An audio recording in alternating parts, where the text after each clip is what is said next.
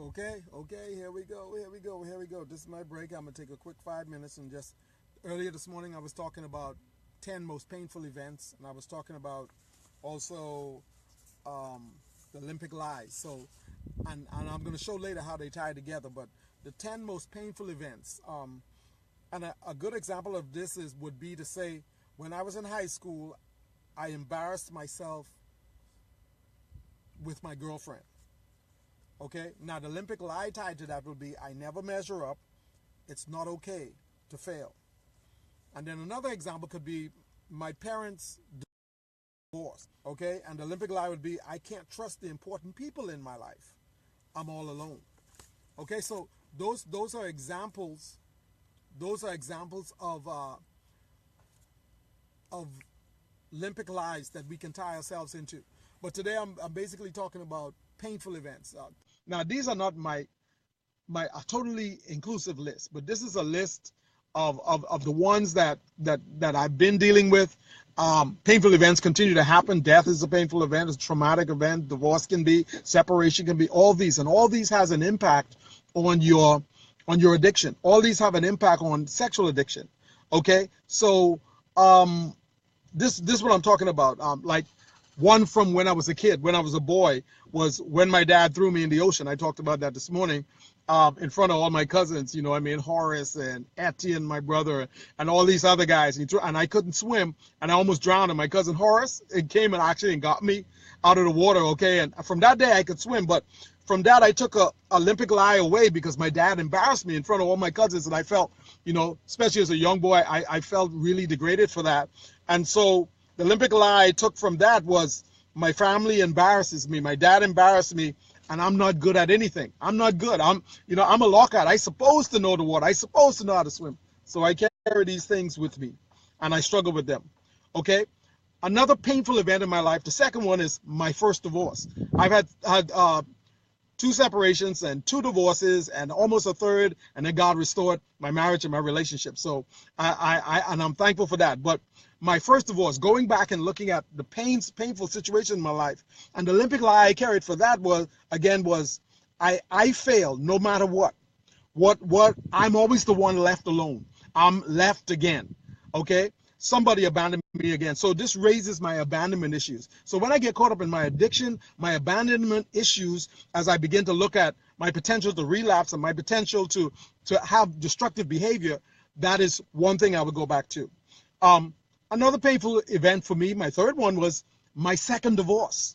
Okay, my second divorce. And the Olympic lie that I attached to that was, again, I failed. No matter what I do, I'm always left alone again. So I have alone issues and abandonment issues and loneliness issues, and I'm blaming myself. So that's an Olympic lie that affects me when I get into my addiction and when I begin to look for ways to anesthetize the pain, the emotions, the struggle, the things that I'm going through.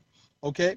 And so all these, are things that I struggle with as an addict and that I have to deal with before I end up sexually acting out, or before I end up being unfaithful to my wife, or before I end up getting emotionally attached to somebody else. I have to be aware of these painful events because they have an effect on my behavior in the future, and they were past events that happened to me.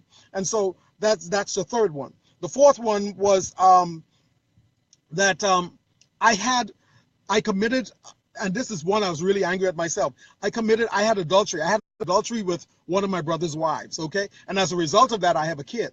And lockouts don't talk about these things, and this was very painful for me, for what I did to my brother, and then also for the person that I hurt, and also for my daughter that was involved, and that is still involved in it, and I suffer the consequences of those type of behavior, okay? So, and what the Olympic lie I took from that is I always get things wrong, and I'm a shameful and guilty, and I'm no good.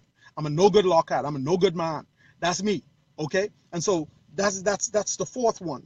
Okay. Let me see. Having to leave my daughter, my illegitimate daughter. My daughter now tells me, say, Daddy, Daddy, you bad. You left your daughter and you don't take care of her. Daddy, you're bad. And so from that, the Olympic lie I took from that was I always have to leave no matter how I try to stay. I abandon the ones that I love. And so I feel I'm perpetrating the abandonment issues that was perpetrated on me when my dad left, and when we went through the pain, and we went through the struggle, and then the restoration that happened, and the healing that happened, and the guilt and the shame, and these things that I carry even from childhood. So I struggled for that, through that, okay? The sixth one is, you know, lying to my wife for 8 years of our lives. My wife always say, we've been married 16 years, and she say, hey, 8 was the truth and 8 was a lie. Okay, I was living a lie by omission, by commission, and by deception, by things, by being dishonest in the relationship. And so I had to come to the grips that I was a liar, and that was very, very painful. So basically, the painful event was the day my wife discovered that nothing that I told her basically was the truth. It was like she was saying everything is a lie. Okay, and the Olympic lie that I believe from that now that affects me is I keep secrets. Somehow, I'm always going to get caught. Okay, I'm a fraud, I'm a liar by nature. I can't tell the truth. Lockout men don't tell the truth. Lockout men betray. Lockout men don't stay there. They're not devoted. All these lies I carried within me, and when these things begin to manifest, then they begin to affect my ability to be intimate with my wife, my ability to connect in the marriage, my ability, okay, to relate on an honest level, on a transparent level. And so that was the seventh one, okay? And then I have another one. I have 11 brothers basically all together. And I'm not going to call any names because I tell y'all I never call names. But my brother sleeping with my second wife. My second wife had an affair with my brother. Then I in turn did this to one of my other brothers. So now we're getting into generational curses. We're getting into painful events. It was painful for me, painful for him, painful for her, painful in the situation, painful for my parents, embarrassment to them, all these other things.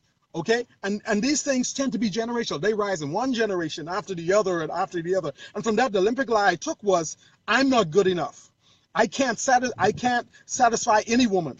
Okay, things always, I'm always left for someone else. Someone is going to abandon me again. So you begin to see a theme that comes through that I have abandonment issues. And so I abandon someone before they abandon me. So that's, in my sexual addiction, I want to anesthetize the pain, because it's amazing that the things that was done to me, I do to someone else. Okay, I felt abandoned by my dad. I felt abandoned when my dad went to sea and didn't come back. We didn't know when he was going to come back. Then when he was violent with my mom. But at the same time, I had respect for him. I loved him and everything. I kept secrets. I dealt with all these things. Okay, I gotta go. I gotta check in with you all later. Okay, that's it.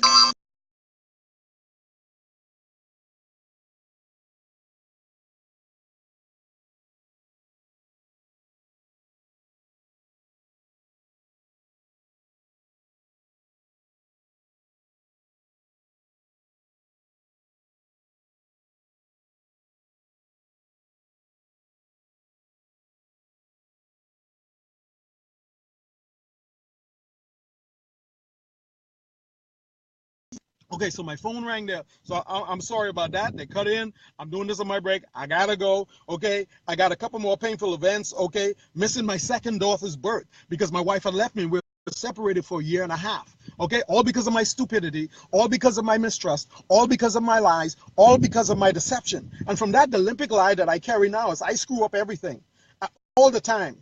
Okay, and I will be left alone, and I will hurt those that I love. That's the Olympic lie that I'm carrying. Okay, and the 10th one is physical abuse by my dad, okay, to my mom. And the Olympic lie there was, I deserve no good. Okay, I will always suffer, and I will not be able to protect the ones that I love. I was not able to protect my mom. So this goes really even deep, way back there. So as I begin to deal with my sexual addiction, as I begin to deal with the realities of the lies of my life and the deceptions of my life, I realized that I had some painful events. And that's why this morning I asked you to write down the 10 most painful events in your life. I asked you to write down, okay, those, because there are some keys there. There's some things that are reoccurring that's happening, and these things are going to let you know, okay, and be a clue to you of how to develop a battle plan and a strategy to rise above addictions, to rise above being in a loving relationship situation, to rise above all these things. So today, I just want you to know, okay, that God has a plan for you. Don't you give up. And I don't mean the old religious plan that I grew up with, but I mean a plan that is transparent, that is honest, that is real, that is true. Okay? And today, like I tell you, I don't pretend, I don't hide. I'm almost 60 years old. I'm going to tell the truth. I'm going to tell it like it is. I'm going to say it like I see it. You don't have to agree with me, but I want to let you know that there's hope, there's freedom, there's healing on the other side of all the craziness that that you've gone through. Okay, and God's got a better way for you. So I thank all you guys for watching. Shinneray, I thank you for watching out there. I thank you, Mrs. Coleman, for watching out there. I know we all got struggles. We all got past. We all got issues. And like I tell people, Olympic lives have to do with the past experiences that we have, that we make then agreements that we carry on into our present life and into the future that affect our relationships, affect our ability to be intimate. But today, guess what? God has restored me. God is delivering me. It is a process. Okay, it's one day at a time. I overcome. But guess what? God is doing amazing things in my life and my marriages, and my wife and I are able to talk about these things. I don't stuff it anymore. I can communicate with her. I can be honest with her.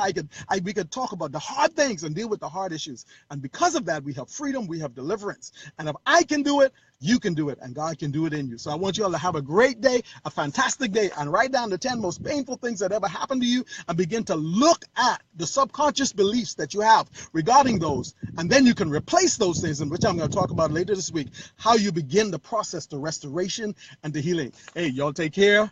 I'm fired up. I'm ready to go. And amazing things happen. Again, I congratulate my wife. She became a U.S. citizen yesterday, so now she's a U.S. citizen, a Trinidad citizen, and she's a permanent resident in the Bahamas. I don't know. God just keeps blessing her over and over again. So I thank God for his amazing, amazing miracles. Okay? That's it. I'm out. I'm off my break. They're getting on my case to send me back to work. I'm a slave. Okay, but guess what? I'm also a slave for Jesus Christ. So I'm going to take 5 minutes and kick the devil's butt. And guess what? One day, I'm going to overcome, because I'm more than a conqueror. Warriors for freedom out there. Say, yeah, I got it made. That's it. Period. I'm gone. I'm out.